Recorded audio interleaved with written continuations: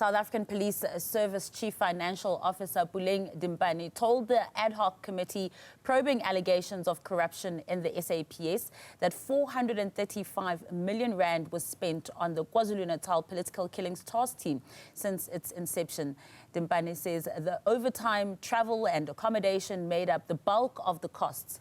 Security analyst Andy Mashaile joins us for more on this. Andy, a very good evening to you. Thank you so much for your time.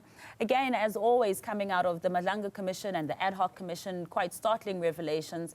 But, you know, what is also out there in public domain that came out of it is that the 2024-25 financial year irregular expenditure amounted to 649 million rand. Now, the chief police financial officer confirms a culture of no real consequence management. How far gone would you say the rot is at this point? The rot is very deep, Masa. And we need to be proud of people like General Dimpane.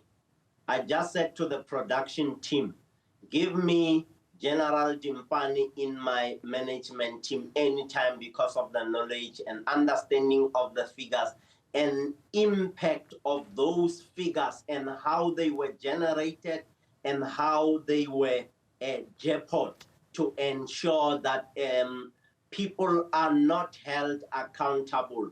Where there was an impact as in the comparative analytics or analysis that you have put down, 435 million from 2018 up to date, compared that to the 958 million irregular expenditure, and comparing that to the 418 million that was set aside and spent for a one-day EFF effect a protest march. You realize that the rot is deep-seated.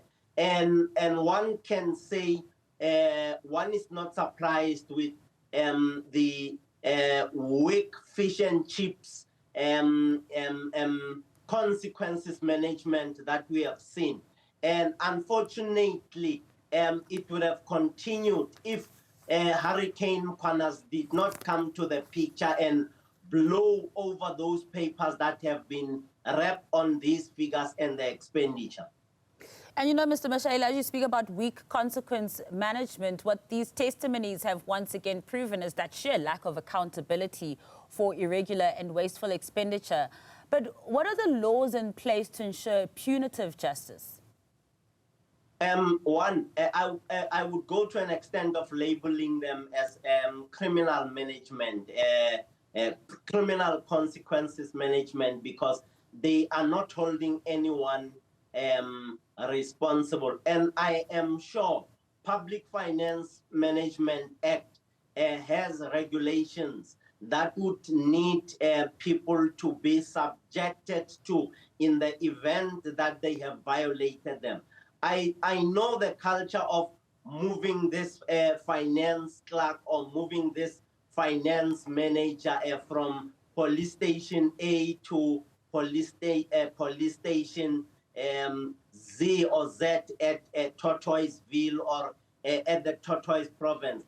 That to me has always been a very serious cause for concern. And whether people like us or not, or like General Dimpane or not, that money could be put to good use. When you look at the community police partnership, that money could have been spent in your improvement and development of your community structures that participate in the relationships with the police. I am not as sure as to why, amongst others, one would not hold a person who has committed an irregular expenditure, knowingly so. Why are we not holding them over the hot coals? And instead of the hot coal, it seems it's the opposite of that, because what we also heard from General Dimpane and how they generally deal with these kinds of matters is that police officers involved in irregular spending can face written warnings and corrective counseling. Now, that surely sounds like a slap on the wrist, though. Is that how most of these cases are dealt with? Unfortunately, that's how most of these cases are dealt with. One suspects that because you want to keep control of your leadership stature or your leadership empire, when you discipline that individual who has committed that irregular expenditure, they might go out and sabotage your career moves of moving from a lieutenant colonel at the station, managing the station, or a colonel station, or moving from being a brigadier as a station commander, wanting to move to becoming a major general. All in all, these shenanigans are aimed at protecting the way up of individuals involved in managing the financial space that have left us with a mess of around 958 million irregular expenditure. And in the meantime, while they're protecting each other and there's these sabotage career moves as well, what happens to policing and law enforcement for the rest of us? Surely there needs to be stricter law enforcement of these law enforcers. Masawanamne, there are people who have told me that they have not been paid for their duties, the 2010 duties. There are police officers who have not been paid for some of the very high-risk events that we have held. I am sure this overtime is not coming over because of irregular expenditure. Monies that have been ring-fenced for these projects have never trickled in some spaces into the salary account of some of the police members at junior levels. And that should be a sentence that would lead to people being seriously disciplined, including and amongst others being dismissed. Because if you are tasked with handling money and you act in a way and manner that does not respect that space that is controlled and managed by Public Finance Management Act and standard operating procedures within the police organization, that would be tantamount to committing crime. In this case, financial crimes, because I am hoping for the day when irregular expenditure would become a financial crime that would be prosecutable. Because it really does have dire consequences. But before I let you go, just going back to Hurricane Mkhwanazi, as you call it, that famous press briefing held on the 6th of July, which also obviously blew the lid on much of what is going on now. Another interesting revelation was General Dimpane saying she had no discussions with Minister Senzo Mchunu about the disbanding of the PKTT. Now, if reprioritizing finances was at the heart of that decision, as he's stated before, surely the minister would have spoken to the chief financial officer before making such a decision. Masa, when the minister failed to consult with the CFO, it tells me I don't need to be a brain surgeon to can see that the cost factor that the minister is referring to is not at the core of the decision, because we have learned, Masa, that the expenditure of the PKTT compared to other units was on the same level, on par, if not 2 cents over. It was not excessive. So the picture that we were sold by the minister says to us the cost figure here, or the budgetary inefficiencies, as we are told, did not come to play.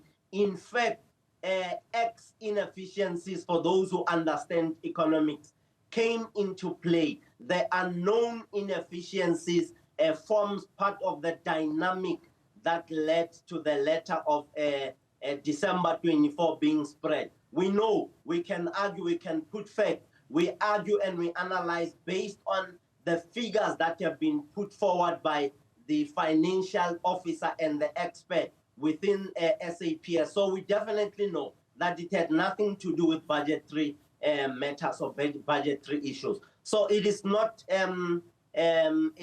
exciting having listened to General Dimpane saying the minister did not engage and did not consult, and certainly budgetary issues and figures did not come into play in this decision of disbanding the PKTT. And all these things obviously have a trickle-down effect on policing on the ground. And what I'd like to bring your attention to is a breaking news story that we're running at this hour about 6 suspects who escaped from the Leidenburg police station in Mpumalanga in the early hours of this morning.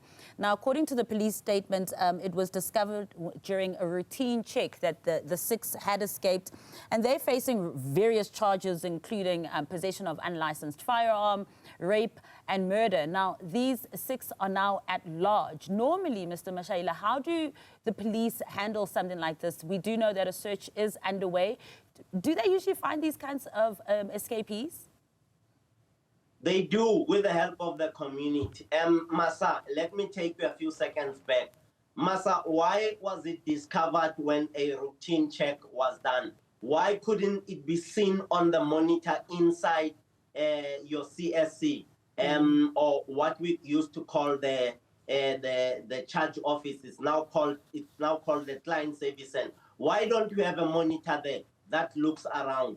And why don't we have cameras that are located in the precinct or in the area of the cells? And why don't we have enough lighting? Why didn't we pick up the sound of breaking into that wall? Why didn't we know that there were people in the yard who broke the wall, either from outside, from inside? Explain to me how the gadgets that led to the hole in the wall to have gained access. Why don't we have a drone that would, if that precinct or that policing station is huge, why don't we have a drone that patrols in that area with that can pick up infra body heat, if I can put it that way? Why don't we have those gadgets? And yet our expenditure goes way up high and not protect the very same officers at that police station, and let alone keep those who are incarcerated inside there so that they can face their day in court, and so that the victims can derive joy, pleasure, relief, and ultimately justice in the service that's been delivered by the South African Police Department. Those are crucial questions you raise, and we hope we will get a chance to ask those questions too when we speak to the police about further details on this. But thank you so much for your time, Andy Mashaile, who is a security analyst and retired Interpol ambassador.